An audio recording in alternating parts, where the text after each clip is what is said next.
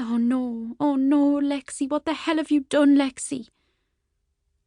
She crouched in front of me, and I wanted to tell her not to, because she was going to ruin her lovely yellow skirt by kneeling in my blood. Also, there was glass on the floor from the mirror I'd smashed, and I'd feel awful if she cut herself. She grabbed some towels, wrapped them around my arms, and started to cry when she couldn't tie them tight enough. Have you ever tried to tie a knot in a towel? Really difficult, it turns out. Meg dialed 999 on her phone. By this stage, I was swooping in and out of consciousness. I'd taken a fistful of paracetamol, just in case, and I could no longer decipher between reality and hallucination, which is always fine by me, as long as neither is threatening.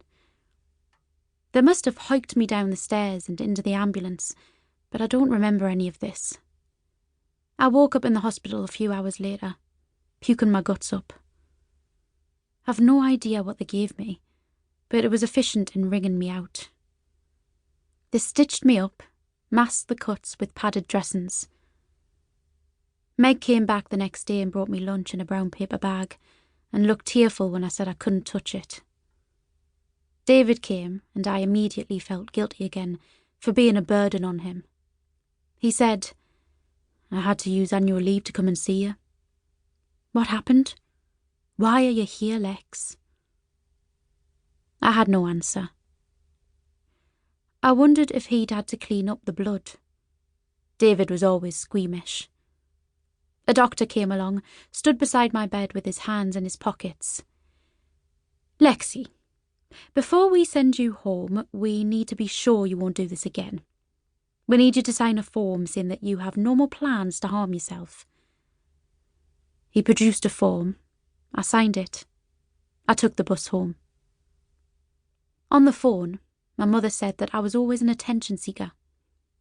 I read somewhere that those who get under our skin are our best teachers. And while it sticks in me to call my mother a teacher of any kind, I'll say that her comment inadvertently sparked an epiphany. Because even as she moved on to give me a blow-by-blow account of that morning's Jeremy Kyle, I realised that she was part of the reason I tried to top myself. And secondly, I realised that if I was to stay alive, I should probably stop speaking to her altogether. I lost my job. I was working as an administrator at a care home and took a month off to recover. I didn't get a sick note, so they sacked me. It was probably illegal, but the thing with illness, mental or otherwise, is that it tends to annihilate your capacity for argument. At the time, I was spending 23 hours a day in bed. For the first few weeks, I mostly slept, though I had such psychedelic nightmares that it wasn't exactly restful. Dreams about my childhood, about my mother telling me she wished I'd never been born. Dreams of being shipped out to strangers while she sorted herself out. David didn't say much to me during this time. He went out to work every morning, sent me a text at lunchtime, and then came home at dinner time with a ready meal or takeout. I didn't eat much. He'd sit in bed beside me marking homework assignments while I tried to follow Game of Thrones. When the cuts healed, I started sleeping less, and the fear set in again. I asked David if I could go to work with him, and he looked at me like I'd suggested he get a full body wax. "Come to work with me?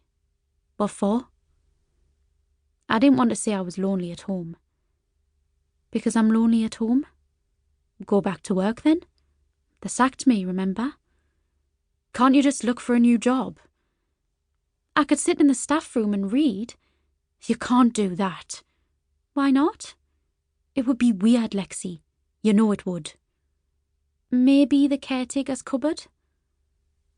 "The what?" "Don't schools still have those? Mine did." "Look, I'll FaceTime you." He didn't FaceTime me. I went to the public library, but it was too loud. People were staring and it felt like being branded with hot irons. The books were full of stories that shouted at me, and I worried they might fly off the shelves and hit me. Difficult to explain these kinds of things when a librarian is leaning over you, asking why you...